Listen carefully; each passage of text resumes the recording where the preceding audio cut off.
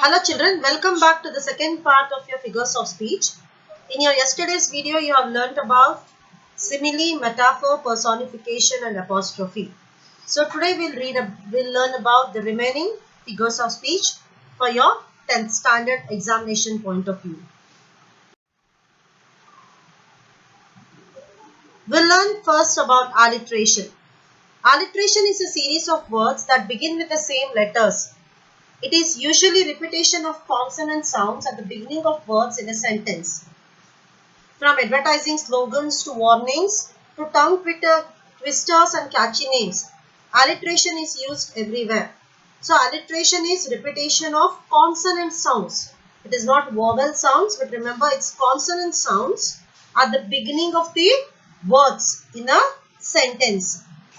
For example, while driving, you come across boats. Don't drink and drive. The word "the" is repeated here in don't, drink and drive. The next example.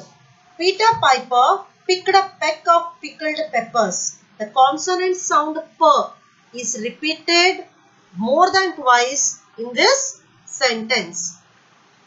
The third example is white whales waiting in the water.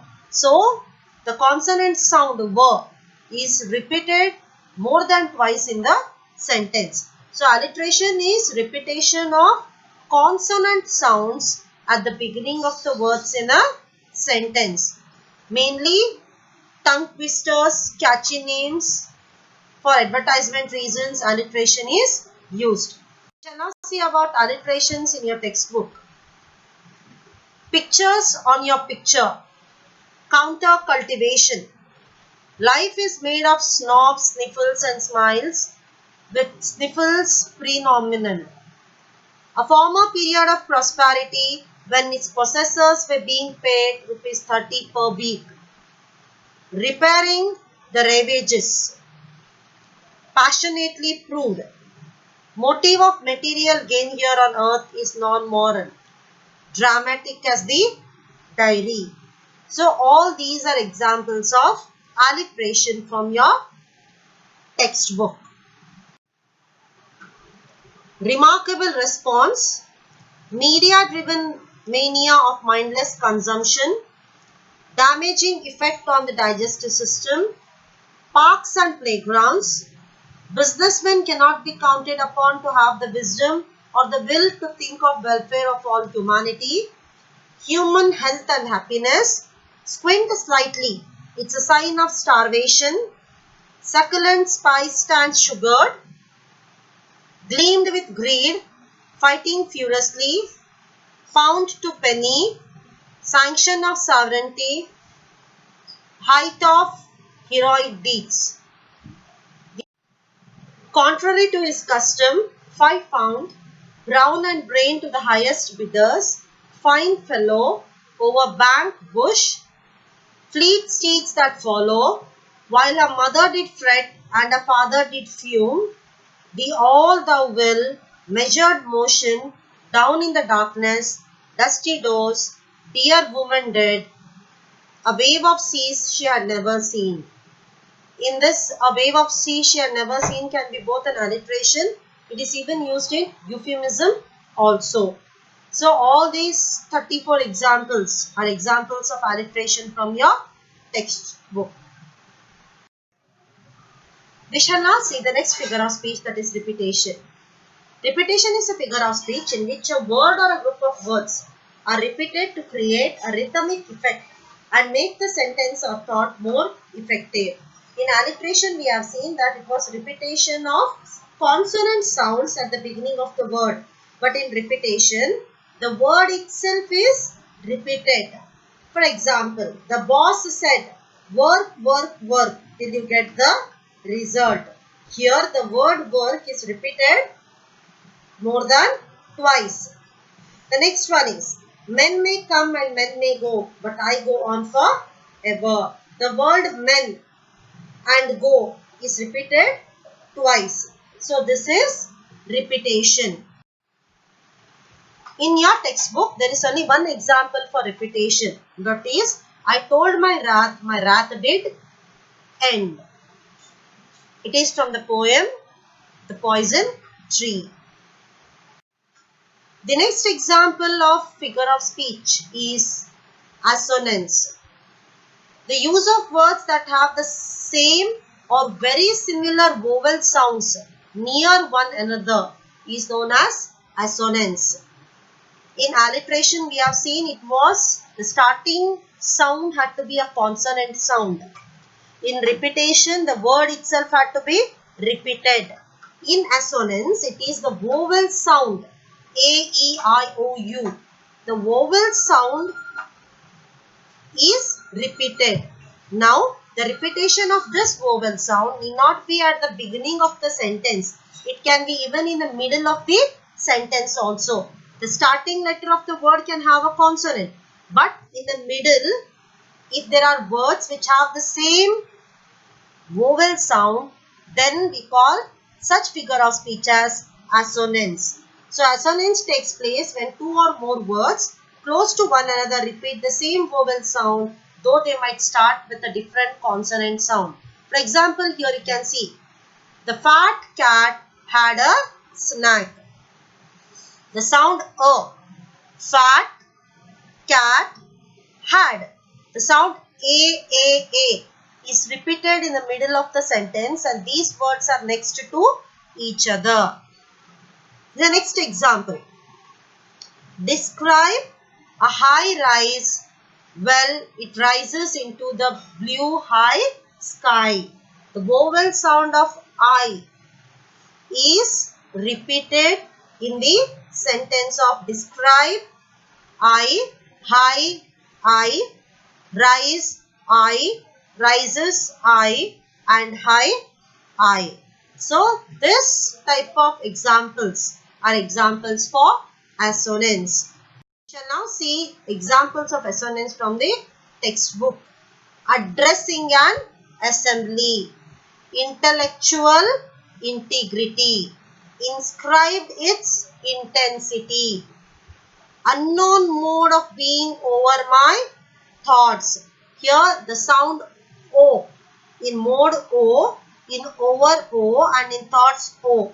The sound O is repeated. Thou cannot set too hard a task. Here the sound O also is repeated and the vowel sound A also is repeated. And makes gaps even two can pass abreast. The vowel sound A is repeated here in makes, gaps, pass. In these three words, the vowel sound of A is repeated. So, these are examples of assonance from your textbook. We shall now see figures of speech based on contrast and opposite ideas. The first one is antithesis. In antithesis, one word or idea is set in direct contrast against another for emphasis. It is a combination of two words, phrases, clauses or sentences contrasted in meaning to offer a highlight to contrasting ideas. Antithesis occurs when you place two different or opposite ideas near each other. In antithesis, you have two opposite thoughts or opposite words or opposite ideas come together in a sentence. For example, united we stand, divided we fall. Here the words stand and fall are opposite words. The next one is, to err is human, to forgive is divine. Human and divine are both opposite words. Err and forgive also are opposite words. We look for light, but all is darkness. Light and darkness are opposite words. So, in antithesis, two opposite words or two contrasting words or two contrasting thoughts are there in the same sentence, but the sentence means the same of what it says. Means there is no other meaning in the sentence. When we say united we stand, divided we fall, we mean it. So, antithesis is a figure of speech in which two contrasting ideas or opposite thoughts are there in a sentence. We shall now see the antithesis examples from your. We shall now see examples of antitheses from the textbook. With a smile on her lips and a tear in her eye. This is from the poem Lochinvar. Even "Oh come ye in peace here" or "come ye in war" also is an example of antithesis, as peace and war are opposite words. Whether I use it ill or well is from the poem LCM. CLM, sorry. Teach him that for every enemy there is a friend. Teach him to learn how to gracefully lose and enjoy winning when he does win. For every scoundrel there is a hero. Teach him there can be glory in failure and despair in success. Teach him to be gentle with people, tough with tough people. All these 5 sentences are from the poem Abraham Lincoln's letter to his son's teacher. So all these are examples of antitheses because they have got 2 opposite words in them and they exactly mean what they say. There is no hidden meaning in these sentences. The next one is oxymoron. Oxymoron also is a figure of speech based on contrasting ideas or contrasting thoughts. But what is the difference between oxymoron and antithesis? In oxymoron, 2 opposite ideas are joined together to create an effect. For example, this glass is fully empty. The word fully and empty are both opposite idea words, but they are joined together, means they are side by side. In antithesis, those words are not side by side. They are different. For example, to err is human, to forgive is divine. They are both contradictory words but not kept side by side. Here in oxymoron, the opposite words are both side by side. Next one, is it possible to have living dead among us? The word living and dead are both opposite ideas. Her life was an open secret. Open secret is an opposite contradictory term. Open is has an opposite meaning than secret. Those students were found missing after school. Found and missing are both opposite words, but they are both used together. So when 2 opposite words are used together in a sentence side by side, such a figure of speech is called as oxymoron. In your textbook, there are only 2 examples for oxymoron. Her hurrying feet were a little less hurried. Less and hurried are both contradictory opposite terms. And the next one is tragic comedy. Tragic and comedy are both opposite words and they are used together. So only these 2 are examples of oxymoron from your textbook. Moving ahead, in terms of figures of speech based on contradictions or opposites, the next one that we'll be learning is paradox. Paradox is a statement that appears to be absurd or self-contradictory but is actually valid or true. In a paradox also we have got opposite ideas or opposite thoughts, but they have a deeper meaning in it and those meanings are really valid or are true. For example, the child is the father of man. How can we say that child is the father of man? Whatever the child learns in his early times, that leads him to be a man tomorrow. So it is said that the child is the father of man. Childhood is the basis for adulthood. So it is said that child is the father of man. It has a deeper meaning inside. The pursuit of happiness makes you unhappy. Happy and unhappy are both opposite words. But this sentence means that we people keep on searching or working so much for our happiness without really being happy. And that process makes us to be unhappy. We shall now see a few examples of paradox from your textbook. In this paradise you find everything except leisure. Means finding here everything is there except for leisure. In one sense, water is the commonest of liquids. In another sense, it is the uncommonness of liquids. A letter box into which no letter would go. People with good eyesight fail to see what is right in front of them. I sat staring into the daylight, that was darkness for me. A proud neck was humbled. In moments of grace over its disgraceful end, the moving shall ever stay, consumed with that which it was nourished by. These are all examples of paradox. The most important one from your examination point of view. One is the moving shall ever stay. The next one is a proud neck was humbled. And the other one that is important is consumed with that which it was nourished by. They are important examples of paradox from the textbook. We shall next move ahead to another figure of speech, that is synecdoche. A synecdoche is a figure of speech in which a word or phrase that refers to a part of something is substituted to stand in for the whole or vice versa. In synecdoche, part is used for a whole or whole is used for a part. It means that part may be substituted to represent the whole, or the whole itself may be substituted to represent a part. For example, when I say 10 hands worked hard to finish the work, here 10 hands refer to 5 people. The word hand is used as a substitute for people. Similarly, he has 5 mouths to feed. Here mouths is a substitute for 5 persons. India won the match. When I say India won the match, it means that the Indian team won the match. The word India is a substitute for the Indian team.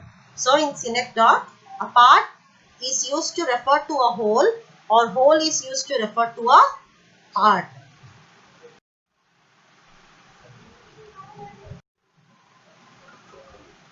The next figure of speech is hyperbole. Hyperbole is an exaggeration and things are made to appear greater or lesser than they usually are. So in short, we can say that exaggeration of things means saying more than what it really is called as hyperbole. No one imagines that a hyperbolic statement is to be taken literally. It can also be termed as overstatement. Why do we use hyperbole? Hyperbole is usually used to evoke strong feelings or to create a strong impression. But whatever is usually said in hyperbole is not meant to be taken literally. For example, the burglar ran as fast as lightning. It is not possible for the burglar to run as fast as lightning. But just to show that he ran very fast, it is said that the burglar ran as fast as lightning. Her brain is the size of a pea. When we want to say that she's got very less brains, means she has got very less wisdom or intelligence. We say her brain is the size of a pea. I have told you a million times not to lie. Means when you tell someone not to lie a number of times, you tell that I have told you a million times not to lie. So exaggeration of saying something to make it appear greater or lesser than what it usually is called as hyperbole. We shall now see about the examples of hyperbole from the textbook.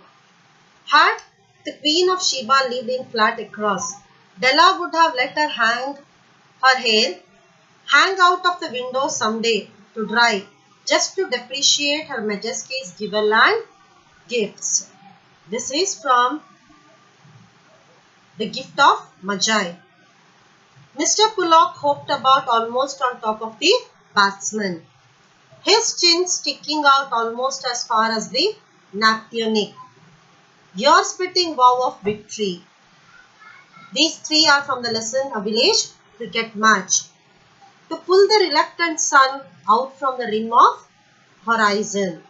This example of hyperbole is from the poem To a Pair of Saurus Crane. In exam, if they ask you only reluctant son, write it as personification. If it is given the entire sentence of to pull the reluctant sun from the rim of horizon, mention it as hyperbole.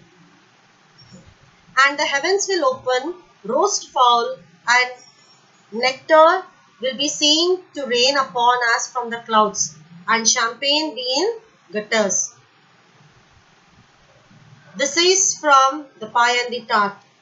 I have a hollow in here that all the birds of the air could nest in.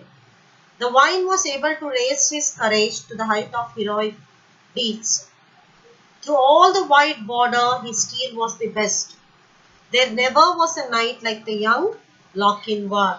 So from all these sentences, the most important from your examination point of view are, through all the wide border, his steel was the best.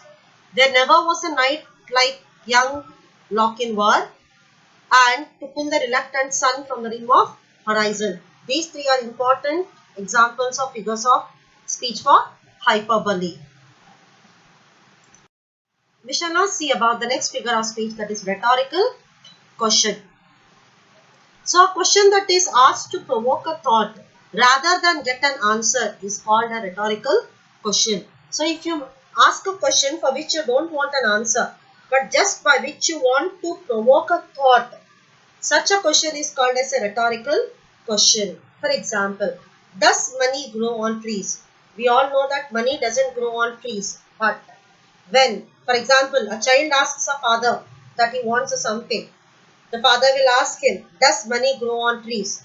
The father also knows that money doesn't grow on tree. But he just wants his son to understand that money is not so easily earned. So whenever we ask a question for which we don't want an answer, but we just want to provoke a thought, such a question is called as a rhetorical question. If it is a too sunny day, then we say, it's too hot today, isn't it? Though we know that it is hot. Now we shall see some of the rhetorical questions from your textbook. What is the use of mere talk, which is the weapon of the weak? How could a tiger be born of an antelope? Was it fair play to refuse to give Yudhishthira his kingdom? What would bear the responsibility for breaches of dharma except the Lord himself? What shall I, a poor man, do? Have yokes heard a gallant like young Lochinvar? What have I done to keep in mind my debt to her and womankind? What woman's happiness in life repays her for those months of wretched days? What have I done, not tried, or said in thanks to that dear woman dead? So all these are examples of rhetorical questions from your textbook. We shall now see the last figure of speech, euphemism. Euphemism is a mild or indirect word or expression substituted for one considering to be too harsh or blunt, but referring to something unpleasant or embarrassing. So, euphemism is a figure of speech in which we use a very mild or indirect way of expressing as a substitution for something that is very harsh, or when we want to say something unpleasant or embarrassing.